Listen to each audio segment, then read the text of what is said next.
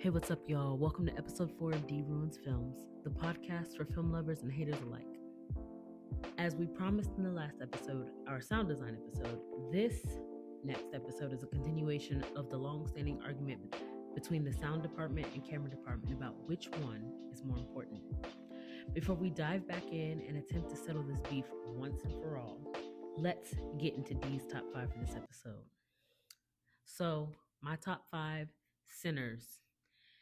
Oh, it's coming to streaming on June 3rd, and I'm telling you, it's a must see. In fact, speaking specifically about Sinners and all of the themes and the history and the conversations that it is exploring, because I think it's important. I think it's an important cultural piece, and I think it's something that we need to be talking about a lot more and intentionally. So look for that coming soon. Luther, Never Too Much, a documentary about Luther Vandross's life, is so good. It's so important for the music lovers. I'm telling you, this is one you want to get on and watch. It's so good. And if you love Luther Vandross, this is also one for you just to understand his whole musical journey and his life, especially his adult life.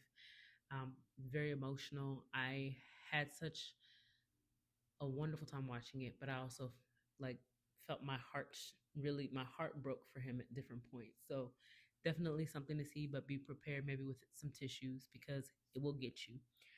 This is an oldie but a goodie. Mississippi Masala. We love to see some good South Asian and Black representation together. We love to see good representation in the South. We love to see Denzel Washington in a romance film. This is a good one. I'm telling you, check it out. This next one is a foreign film, Piggy Horror. It's from Horror Girlies, my slasher girlies. If you're a fan of the film or the book Carrie, this is what Carrie the book should have been adapted to in regards to what it should have, like the energy that it should have brought in the film adaptation. I love the film adaptation, but I think it was missing some key elements. It features a plus size character at the forefront, and I think that that's something that's important. It is a Spanish film, so make sure that if you don't understand or speak Spanish, that you have your subtitles on. But it is a very good film, very good narrative. And again, for the horror girlies, this is for you. And last but not least, Big Mouth Season 8. This is the final season of Big Mouth. For those of you who have enjoyed it so far, I definitely recommend giving it a watch. For those who don't enjoy it, like, don't do it. But I think for the final season of the show, it's excellent, very well written, and very actually educational and informative, I think, when it comes to just talking about a lot of general things related to sex ed and all of that. I know that there's a lot of conversation about how raunchy it is, especially because it's featuring young characters, even though it's voiced by adults. It's featuring young characters and it's advertised as an adult cartoon. But again, the characters are young, so it feels a bit weird to have that. And I understand that completely. I will say that I think this season does a good job of really tackling some tough issues beyond just the sex aspect of it and the puberty aspect of it. I think it deals with some good themes about compassion and kindness and care and things like that, and honesty and all of that, and showing up as your authentic self. Anyway, that's my top 5 for this episode. If you check any of those out and you like them, or even if you don't like them, feel free to chat with me on social media or in the comments of these podcasts. I love to hear from you. I love to get your feedback. I love to know what you're thinking. So that being said, let's get into the topic of the day. For this episodes in focus, we are getting into the second part of the discussion of which department is most important to a film, sound or camera. Many argue that it's camera because it's the visual part of a visual medium, and we cannot have film without that. This is very true. At the same time, does one forgive bad picture? Can we get past that? Can we get past or forgive bad sound? These are the questions that we will hopefully answer at the end of all of this. I want to start this conversation out with a little history lesson first on Technicolor, as I think it's important to understand as a part of this broader conversation. Technicolor is specifically the company and the process that was used to color film beginning in the early 20th century. And it's important to note that it is a company specific, is a brand, as well as a process. The first ever feature length film that was shot and colorized using the Technicolor process was Becky Sharp, released in 1935. This was not the first film released in color. That was Cupid Angling, which was released in 1918. However, because we're speaking specifically about the Technicolor process, it's important that we know that it's Becky Sharp. That was the first Technicolor film. That is not a widely known fact because a lot of people think that it's either Snow White and the Seven Dwarfs or The Wizard of Oz. Those are two very important films, and we will talk about that in a second, but they were not the first. What is the Technicolor process in general? Why do we have to be specific about it? Well, this process was actually developed over several years, over a few decades, by this Technicolor company in ways to kind of colorize and bring vibrant color to film as we were shifting from black and white film into color. And there's a whole lot of steps that took place. I'm not going to go into the weeds about those, but the finalized process that we know and understand as Technicolor that has been featured in several films spanning several decades is the three color process that used a split cube prism to expose three independent film strips that would capture either red, blue, or green. So, making that a little bit simpler, inside the camera, inside the Technicolor camera, there's a prism that would create this exposure. So, you would have three different film strips in the camera. One that is responsible for capturing the color red, one that was responsible for capturing the color blue, and one that was responsible for capturing the color green.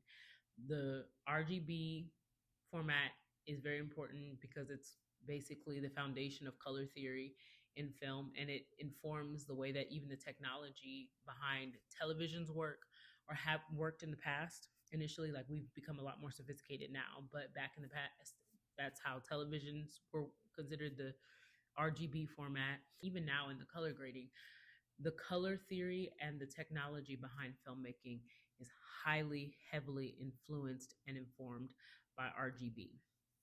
So, this being used back then set the stage for a lot of things that are still happening now and a lot of things that are still taken into consideration now. The technology is a lot more fancy.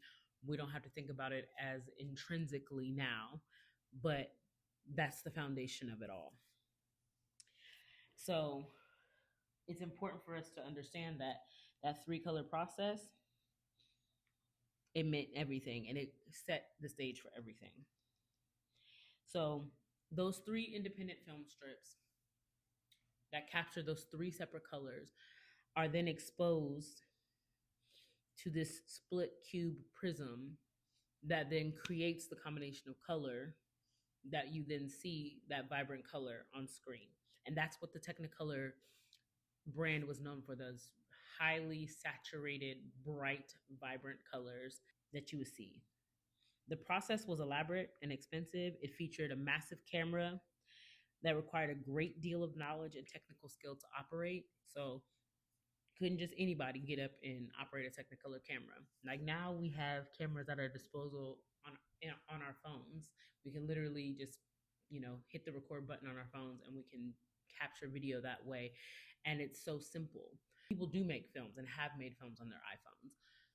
Back then, it was never that simple. You had to know what you were doing. You had to know, like, specifically how to operate this particular type of camera. It was heavy. It was expensive. Things would get hot because you're talking about big equipment. It's going to heat up the space. So definitely a challenge. As I mentioned before, some major Technicolor films of note include Snow White and the Seven Dwarfs and The Wizard of Oz. Again, these were not the first Technicolor films, although a lot of people think that they are, or like confuse them as being the first Technicolor films. But their use of the process and the vibrant outcomes really have made them important to Technicolor history. So that's why we think of them the way that we do. Now, do we still use Technicolor? No. Again, we have to remember that Technicolor is the brand and the process. We do not use the brand of camera anymore, and we don't follow the specific process that they created for that type of film. Again, the technology now is a lot more sophisticated than it used to be. We don't use it anymore. Camera technology has evolved, Post production tools have become more sophisticated and do the work of adding and adjusting color from a screen rather than behind a massive and complex camera. We've simplified things a bit for ourselves. It still requires work, it still requires skill, it still requires knowledge, but it doesn't require the same breadth and depth of it, and it doesn't require us to operate massive fancy machinery. There are still Technicolor cameras that exist. They're not in use. They're more for archive history kind of things. So you could potentially see one, but you will not see one in use.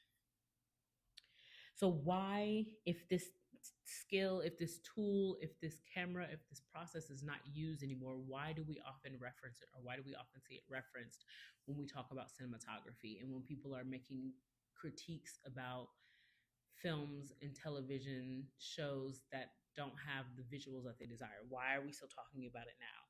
Because even though we don't use the process anymore, and we haven't since the making of The Godfather 1 and 2, the influence of that style of vibrant color plays a role in how people view films today and what they want to see, especially when they talk about brightness and stunning visuals with high saturation. Technicolor set a standard that is to be met or exceeded in that area, and it will continue to be the standard forever and ever. Amen. Even as we change the style of filmmaking, even as we see cinematographers looking for more realistic and gritty outcomes with their visuals, people still remember the Technicolor standard. And a lot of people still like to see that standard in their films. So it gets referenced a lot, even though we do not use that process anymore. So obviously we're talking about Technicolor. We focus in on that specifically, but cinematography, which is the whole concept of picture or visuals, is more than just that. Color is key to cinematography, but it's not all of it. Everything from the camera framing, the movement, the focus, to the lighting and the color choices, they're all a part of the package. All of these decisions are made by the DP or director of photography, sometimes known as the cinematographer. These decisions begin in pre-production with consultation from the director. It includes the type of camera that we choose. It talks about the lens choices that are made, as well as the lighting and the filters and the gels, whether we're using LED or whether we're using hot lights. And yes, color grading can be a part of it in post-production as well. So, all that being said, all of that background being laid out, in a visual medium, film, do the visuals matter? Let's talk about some examples of films and television shows with great visuals and not so great visuals and how that impacts things for the viewer. The first example I'm going to keep pretty simple is a Technicolor film. Gentlemen Prefer Blondes. We're talking about the MGM musical era featuring Marilyn Monroe. It's a classic. If you haven't seen it, I am a lover of things old Hollywood, and I do look at a lot of those old films from time to time, and just really enjoy the filmmaking in them because it was just such a classic vibe of, again, vibrance and color. We like to see things clearly. We like to see a lot of color. They're capitalizing on this very fancy, expensive process to make stunning visuals come to life, and you get to see it. You get to see beautiful outfits, you get to see gorgeous human beings, you get to see beautiful sets really highlighted in a way that they should be. You know, a lot of people put a lot of effort into designing those costumes, into building those sets. So when you do a good job in the cinematography department and you really highlight that, it gives more impact to those visuals. And that's something that you see in Gentlemen Prefer Blondes. It's just a gorgeous, gorgeous film. And I wanted to use this one because we could have used any Technicolor film, and we certainly could have used something like The Wizard of Oz, talking about how it moves from the sepia into the color. We could have used the Snow White and the Seven Dwarves. But I wanted to kind of veer from something that's popular to this because I think it's another great example of that Technicolor standard, as well as having a lot of dynamic shots and framing. It's a movie musical, so there's dancing, there's singing, there's a lot of movement, and that is challenging to capture on film, especially when you're talking about a massive piece of equipment like a Technicolor camera that's being utilized. So being able to strategically plan out shots that still are dynamic, that still capture the moment appropriately, that still frame everything in a way that really like tells the story and pulls the viewer in to what they're supposed to be paying attention to, that's skill. This is where we're talking about like classic cinematography, classic like skill and talent in cinematography. And again, like there's something to be said about the technology of the day now, like now in this modern era, and how we've been able to streamline things and make things a little bit easier. And it doesn't necessarily mean that you don't have to have knowledge or skill. You do. It just hits a little different because there's a lot more accessibility to the camera, which I love. I love that more people can pick up a camera and just point it and shoot and discover things and find stories to tell that way, even if it's just for their own personal use and consumption. That's something that I think is really cool.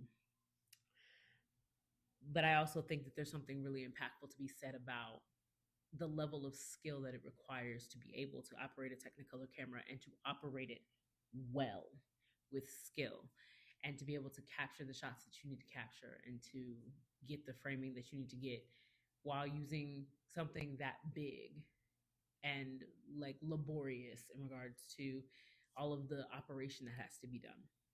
So, Gentlemen Prefer Blondes is a really good classic old Hollywood example that still talks about that Technicolor vibe that a lot of people really like and like to reference, but it actually is using Technicolor versus referencing it. A film that I think does a good job of kind of giving a nod to the Technicolor vibe without actually being a Technicolor film is La La Land. And before anyone gets their back up, no, I am not about to say La La Land is a good film. It is not. I still have so much beef with that film, if you know me. And the narrative and the story is terrible, in my opinion. And it did not deserve Best Picture, so I'm glad that Moonlight beat it. I still feel very strongly about that. But I'm not completely unable to give nods where they are due, to give props where they are due. The storytelling is horrible. The character development and arc are horrible. The whole understanding of music and music history, horrible, especially as we're talking about jazz. But the visuals were great. It had a very classic MGM musical feel with the vibrant color. And I know that it was supposed to be sort of like a love letter to LA. And I think that that was achieved with the vibrance of color, although LA in real life is not that bright or vibrant, not to be a hater, but it's a very smoggy city. So they did a really good job of glamorizing it, I think, with the visuals. It has that MGM classic musical feel. So we just talked about Gentlemen Prefer Blondes. It's not a modern Gentlemen Prefer Blondes vibe in regards to the story, but visually and from a color perspective, I think it does hit that Technicolor vibe really well. And it does a good job of like utilizing blocks of color as well and really bringing to life color in different scenes and in different areas of the story. And I think that that's an art that really has to be, focused on too, because sometimes the color has to shift. And this is another kind of conversation about, a deeper look into color theory in film, because it's not just about the basics, RGB. It is also about color theory in regards to what emotions it evokes, what messages different colors send, and how viewers are going to react to those different colors in different moments. And all of that has to work together in how we perceive a story that's being told. So I think La La Land does a good job of like understanding color theory and bringing that to life in a way that also mirrors the Technicolor vibe with the vibrance and the high saturation. Next, Eyes Wide Shut, because I'm keeping up the vibe of talking about problematic and or shitty films in regards to story and narrative that have good visuals, because I think we have to give some props, where props are due. Eyes Wide Shut, I used to be a massive Kubrick fan before I gained some knowledge and, you know, released myself of some internalized misogyny and things like that. And when my eyes were open and I became a little bit more aware of things, I realized that the story is wildly misogynistic.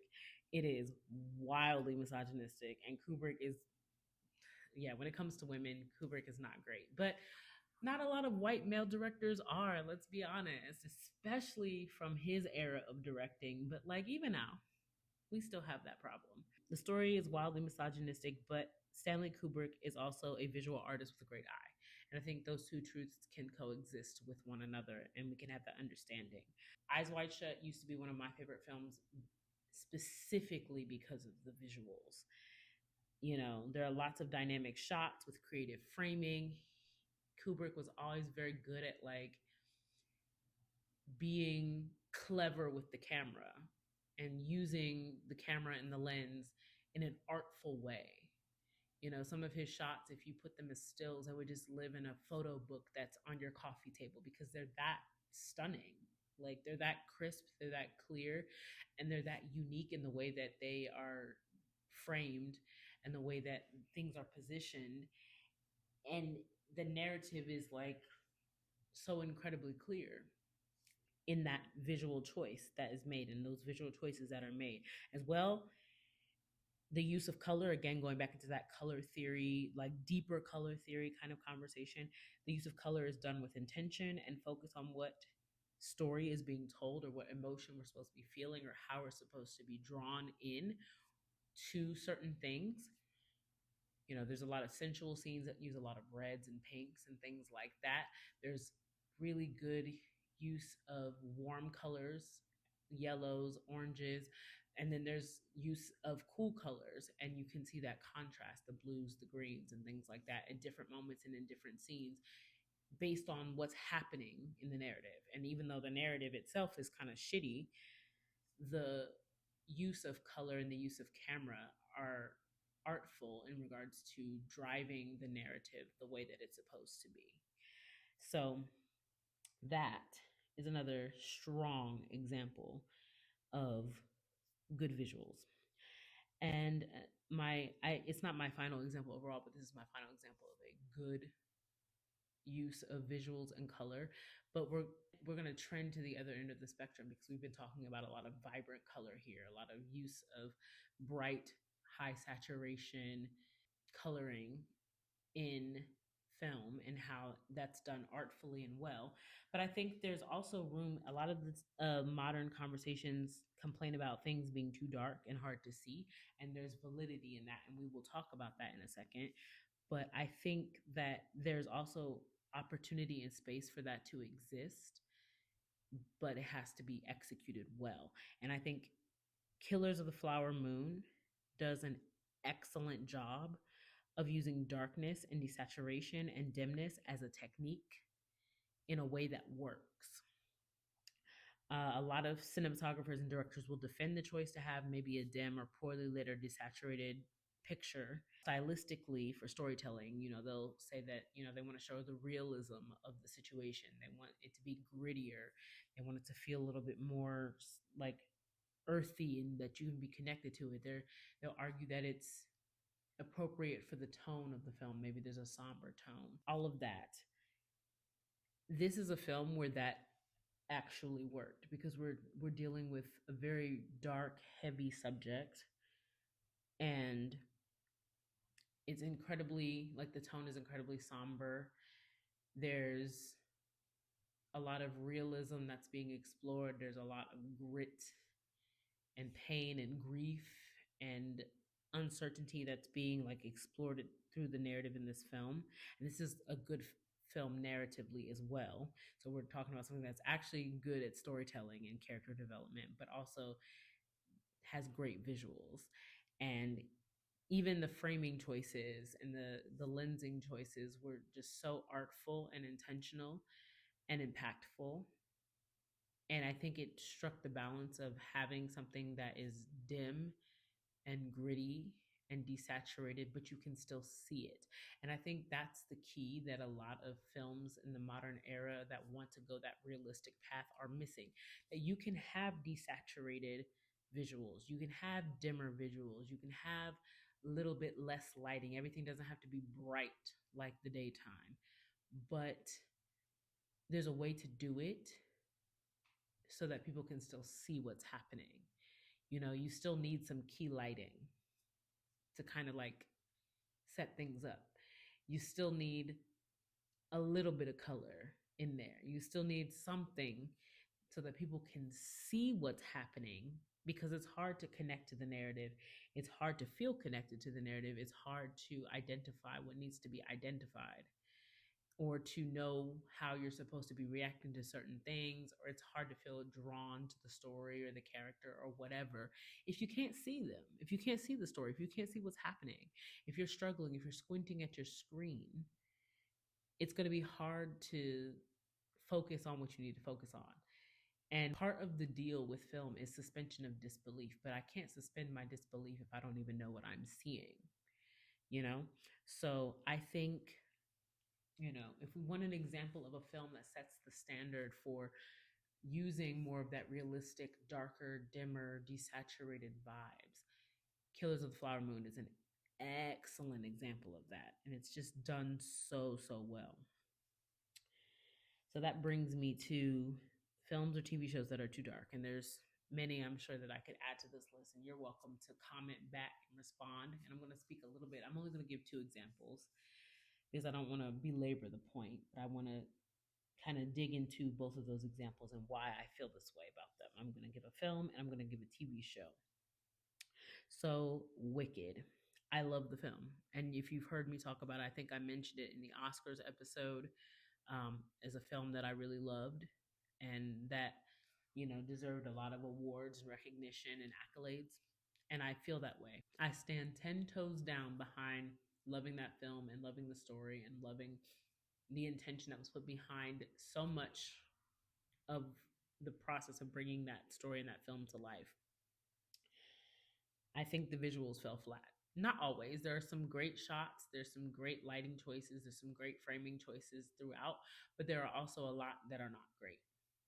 And I talk about this with anyone that will listen to me because I love Wicked, but I beat the drum that like the cinematography fell flat in so many ways.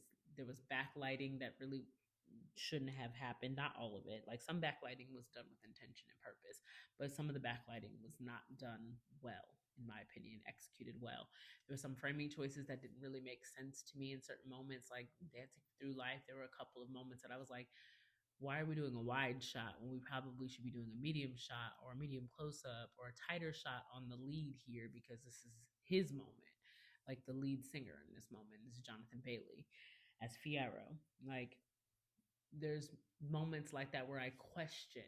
And I think that they're like, John Chu has made comments about, you know, people's reaction to like, it's too dark, it's too desaturated. And he kind of defended this choice by saying, well, I wanted it to feel more real. I didn't want it to feel like The Wizard of Oz, which is more like this glitzy, glammy, fake Technicolor world. I wanted it to feel more like, I wanted Oz to feel more real so that you can connect to the actual problems within Oz. And I think that's valid, but I don't think it works. And I don't think it works because, in my opinion, and this is just my opinion, and you're welcome to disagree with me. In my opinion, especially in the first film, before Elphaba realizes that it's all a lie, she has to exist in this glitzy, glamorous, like dressed up, trussed up world that is fake, because it is. All of it's fake. So it should feel fake.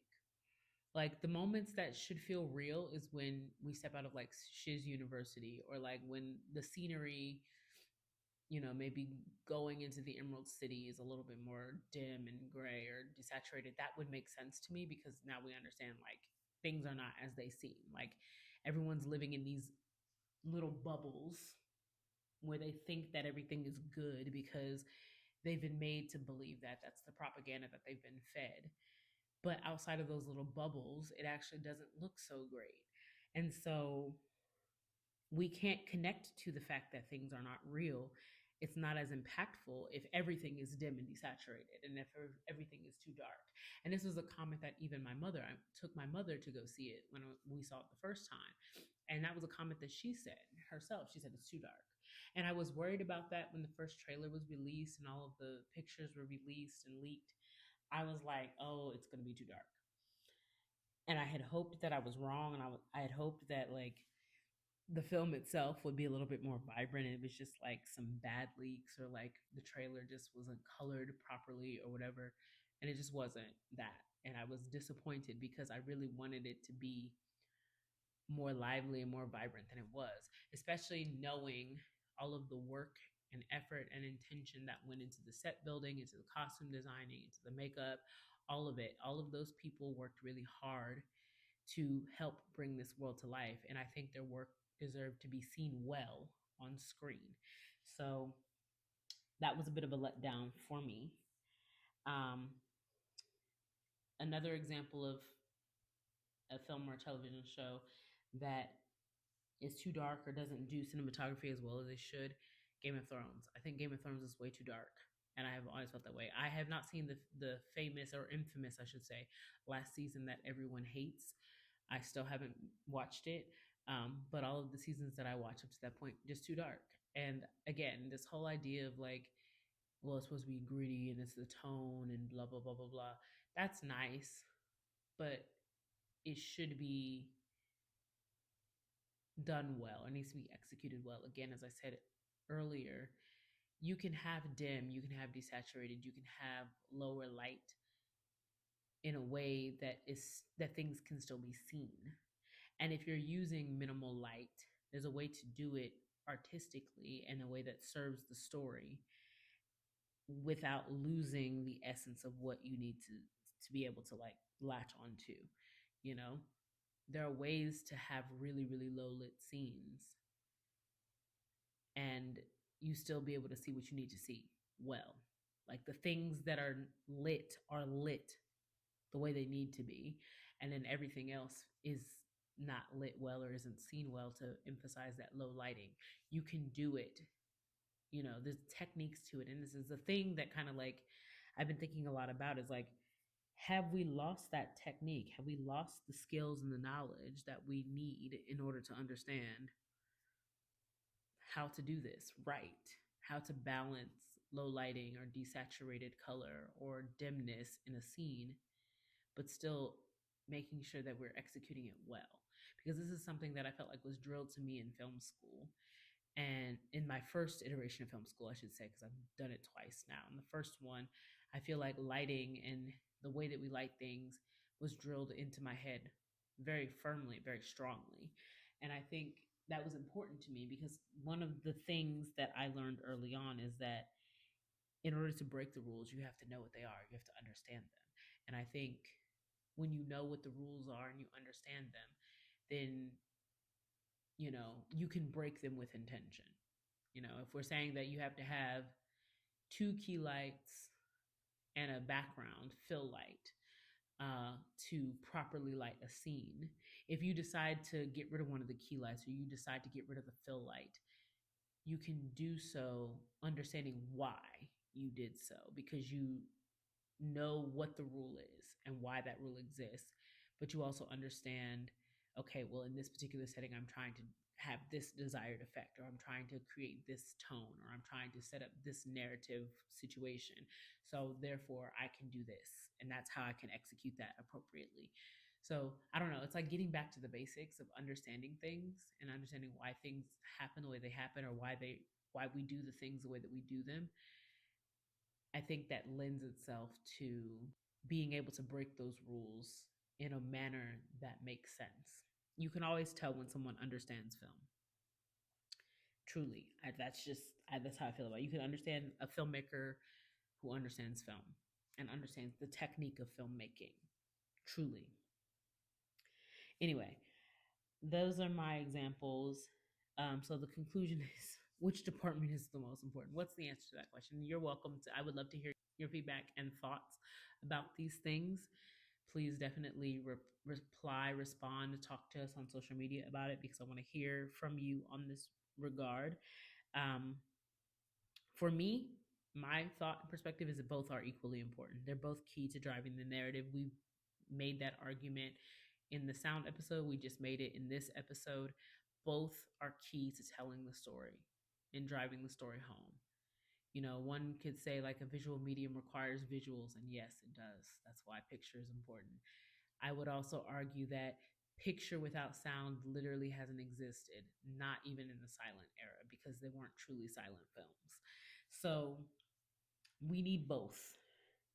Bad sound or bad picture can be forgiven or it cannot be forgiven. I think it depends on the intention and the role that they play within a story. You know, I think we can overlook either or depending on what's happening and what we're trying to glean from the moment.